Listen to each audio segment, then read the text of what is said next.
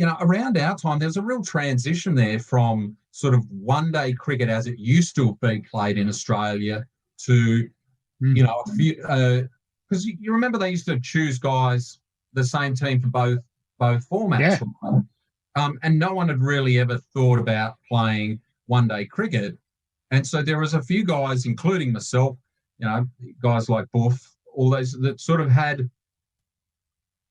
more shots at their disposal or greater options or the ability to work the singles or to, a different type of game that fitted and suited one-day cricket at that point in time. So whenever you sort of come into a team where the previous era sort of hadn't worked on the strategy around one-day cricket and how to improve it, it made it a little easier, I guess, because you were doing that. You were thinking about how to score more quickly, how to rotate, and building a game that would allow you to sort of perform well at it, I suppose. And what about with your peak in the Australian team, 50-over cricket? Were you someone that worked backwards? I remember hearing you talk a couple of times. You knew you were trying to work out who'd be bowling, which over. If it was a gun bowling the 50th or 48th, so you might target the 47th, 49th. Did you start to evolve that way in your finishing?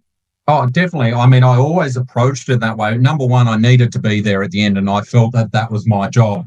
Now, and secondly, there was probably a limit that I could go to. So it's different nowadays. I don't know if it's 10 and over or 12 and over, but I always felt my limit was about 7 and over for 5 overs or something like that, that was possible. But as soon as it got to that, I was uncomfortable. So I sort of always knew that I could, as long as it didn't get above 7 for about 7 and over for 5 overs or 6 and over for 10 overs, I knew I could cover it off and still win the match. So I sort of had thresholds or goals that sort of I worked to. But you're right. I mean, the other things that I did is I really took into account the bowlers that I was facing. So, the things that made my decision in terms of what shots that I needed to play and what I needed to do to minimise risk was take into account which bowlers I was best suited to. I used to take in the pitch conditions. So there might be, conditions that suited medium pace bowling, fast bowling or quicks. Conversely, my game more.